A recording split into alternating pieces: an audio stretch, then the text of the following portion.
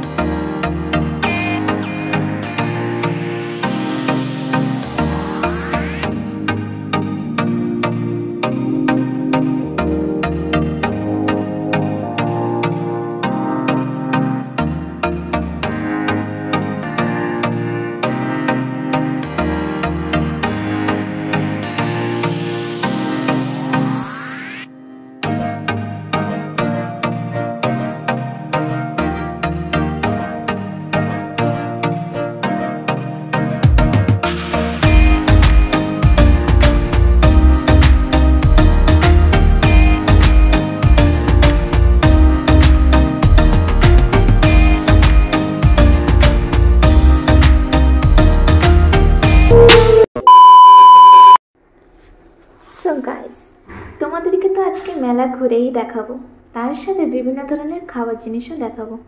তার আগে আমি তোমাদেরকে বলতে চাই যে এই কার্তিক মাসে মেলাটা কিসের জন্য হয়। তোমরা হয়তো ভাবছো অটাইমে কেন এত বড় মেলা হয়। তো প্রথমে আমি তোমাদেরকে বলতে চাই যে এই যে মেলাটা হয় এটা বেসিক্যালি একটা উড়িয়াদের পর্ব বলতে পারো। যেই জিনিসটা মানে এখানে আমরা উড়িষ্যায় এসে দেখেছি, যেটা আমাদের কালচারে নেই বাঙালি, কিন্তু এটা হচ্ছে উড়িয়ারা বেসিক্যালি পালে, ঠিক আছে। তো এই যে মেলাটা আগের কালের লোকরা যেত বাণিজ্য করতে ডঙ্গায় করে যেত, তাদের যে স্ত্রীরা তাদের মঙ্গল কামনা করে ডঙ্গা ভাসাতো। যেরকম কি ওরা বাণিজ্য করতে ডঙ্গায় যা যা জিনিস নিত, ওরাও ছোটো একটা ডঙ্গায় সেই জিনিস নিয়ে তাদের নাম করে জলে ভাসিয়ে দিত। আর এই যে জিনিসটা বেসিক্যালি কার্তিক মাসের লাস্টের দিকে ওরা পালন করত। তো সেই জিনিসটাকে এখনও পর্যন্ত মনে রাখার জন্য আর এখনও পর্যন্ত ধরে রাখার জন্য সেই জিনিসটা এখনও পর্যন্ত পালিত হয় এই কার্তিক মাসের লাস্টের দিকে। আর কথাই বলে তোমরা বছর সারা যত পাপ করো না কেন, যত মাছ মাংস খাও না কেন, এই যে 5টা দিন পঞ্চুকা হিসেবে পালন করা হয়, এই 5টা দিন যদি তোমরা আঁশটে না খেয়ে নিরামিষ খাও আর এই 5টা দিন যদি পালো, এই যে 5টা দিনের লাস্টের দিন যেটা মানে পঞ্চম দিন যেটা, সেই দিনেই ডঙ্গা ভাসানো হয়, দিয়ে এই মেলাটা স্টার্ট হয়। সেই জন্য এই মেলাটার নাম হচ্ছে বালিযাত্রা, যেটাকে বলে বাণিজ্য মেলা। আর এই যে মেলাটা আমাদের পারাদ্বীপে মাত্র 2টো জায়গায় আমি দেখেছি খুব বড়োভাবে, সেটা হচ্ছে পারাদ্বীপ আর হচ্ছে কটক, যেটা সমুদ্রগুলি বড় ধরনের হয়ে পালিত হয়। আর এখানে বিভিন্ন জায়গার লোক, বিভিন্ন দোকানঘাট, বিভিন্ন জিনিসপত্র তোমরা দেখতে পাবে, যেটা কি দিন দিন লুপ্ত হয়ে যাচ্ছে। হয়তো আমরা অনেক কিছু দেখতে পাচ্ছি না। আর হ্যাঁ, বর্তমান যেসবগুলো ডিজিটাল জিনিস বাড়াচ্ছে ওই জিনিসগুলোও তোমরা দেখতে পাবে। আর যেসব আগেরকালের জিনিস যে এখন আমরা দেখতে পাই না, সেই জিনিসগুলোও তোমরা এখানে দেখতে পাবে।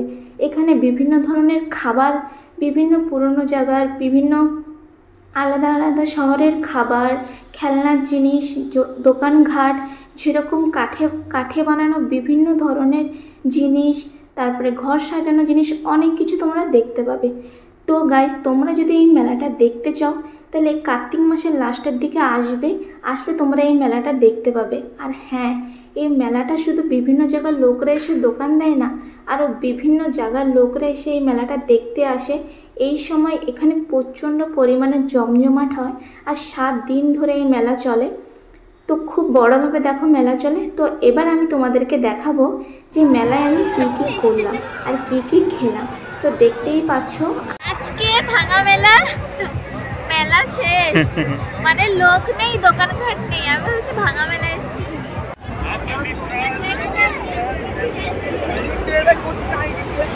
আমরা এখন সমুদ্র কূলে এসেছি আর দেখো জল বাড়ির জন্য কত দূর মতো চলে এসেছি।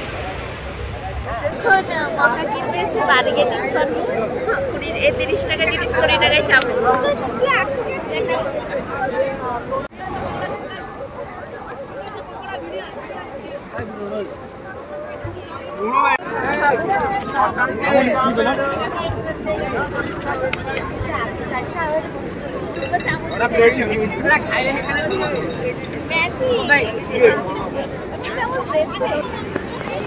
ইয়া বলবি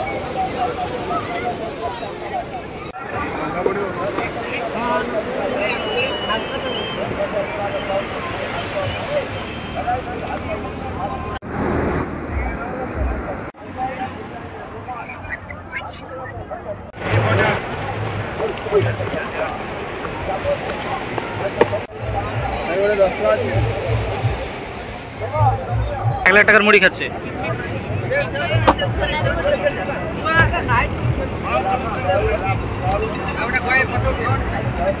চামচ নিয়ে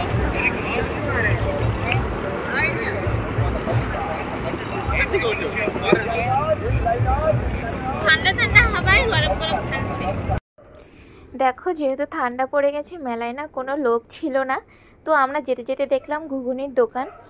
আর আমি না দেখে না লোভ সামলাতে পারলাম না, কিন্তু সত্যি কথা বলতে ঘুগনি না এত কর্নফ্লাওয়ার দিয়েছিল, আমি না প্রথমে বুঝতে পারিনি।